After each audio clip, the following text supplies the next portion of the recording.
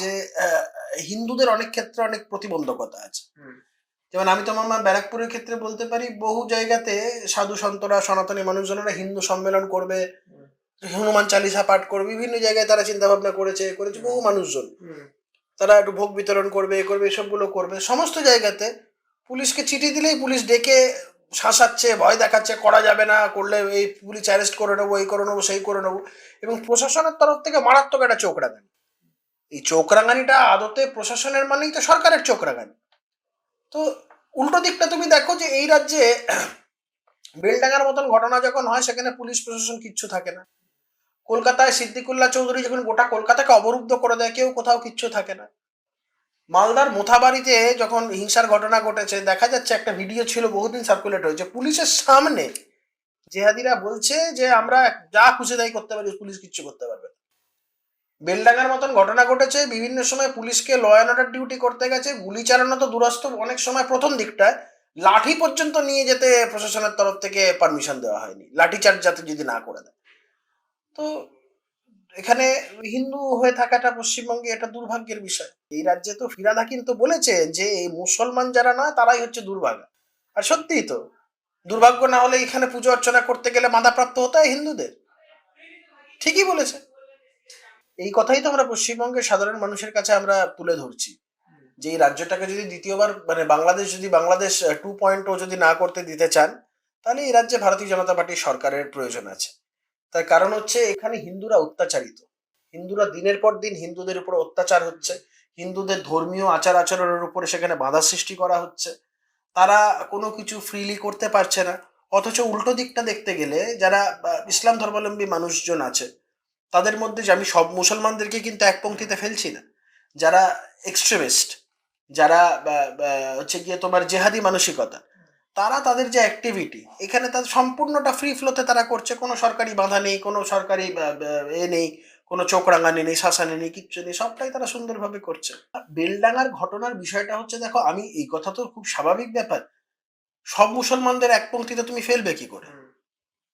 সব মুসলমান, হুমায়ুন কবির আর এপিজে আব্দুল কালামকে তো আমরা এক পংক্তিতে ফেলতে পারবো না। আমরা হুমায়ুন কবির আর কাজী মাসুম আক্তারকে তো এক পংক্তিতে ফেলতে পারবো না।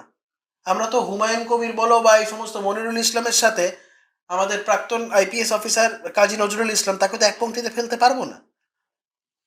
শিক্ষিত মুসলমান সমাজ যারা যারা যাদের বোধ বুদ্ধি আছে, তাদেরকে আমরা এই কথাটা বারংবার বোঝানোর চেষ্টা করেছি, বা তারাও কোথাও এই জিনিসটা বুঝছে। আজকে গুজরাটের মুসলমানেরা এত ভালো কেন আছে?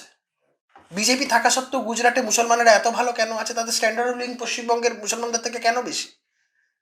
একটা মুসলমান ছেলে গুজরাটের, একবার একটা ঘটনা উনি দিদি বলেন না কথায় কথায়, গুজরাট হতে দেবো না, তো একটা মুসলমান ছেলে একটা সুন্দর ভিডিও করে ছেড়েছিল।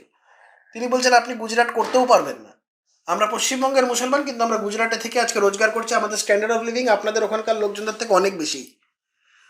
তো বিষয়টা সবটাতে এক পংক্তিতে কাউকেই ফেলে দেওয়া যায় না। তবে হ্যাঁ, একটা জিনিস, মুখ্যমন্ত্রী মুসলমানদের মধ্যে একটা বিভাদ বিবেচন সৃষ্টি করে একটা, তিনি কোনোভাবে একটা ক্ষমতায় থাকতে চাইছেন। এই যে হুমায়ুন কবিরদের যে অংশটা, হুমায়ুন কবিরকে তো আলটিমেটলি এই ব্লু প্রিন্টটা তৈরি হয়েছে তো আজকে নবান্নের 14 তলা থেকে।